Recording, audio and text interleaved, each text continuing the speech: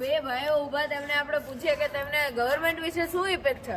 ચલો તમારા ગવર્નમેન્ટ વિશે શું ઇફેક્ટ છે? અમે તો સરકારી સ્કૂલ વાળા, તમે કઈ સ્કૂલ? અરે પ્રાઇવેટ.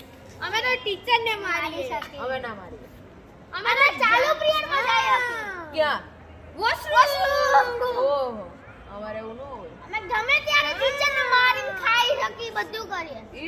એવું અમે ગમે ત્યારે ઘરે જઈએ છીએ. એવું થોડી હોય કઈ. અમે ગમે ત્યારે બંક મારી લઈએ. એવું અને અને અમે ગમે ત્યારે પણ ગમે ત્યાં હોય અમારે નક્કી ના હોય. અમારે એક ક્લાસમાં બીજા ક્લાસમાં બીજા ક્લાસમાં ત્રીજા ક્લાસમાં અમારે ત્રીજા એવું હોય, ક્લાસમાં ID કાર્ડ check થાય. અમે ત્રીજા ક્લાસ આઈડી કાર્ડ હોય નહીં. અમે હોય તો પાડી લઈએ. ID કાર્ડ થોડું ફાડાય. અમે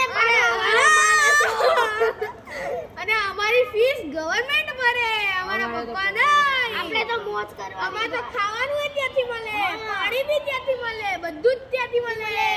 તો હારી સ્કૂલ મારે ને આવવું પડશે. કઈ સ્કૂલ? તમારી માટે ઈ જગ્યા નથી. ને એટલા લોકો ભરેલા છે, તમે ત્યાં હાચવી નો તમારી સામાન. ટોપરો માટે જગ્યા બી નહીં, બેક બેન્ચર માટે જ છે. પાછળથી આગળ બધા બેક બેન્ચર.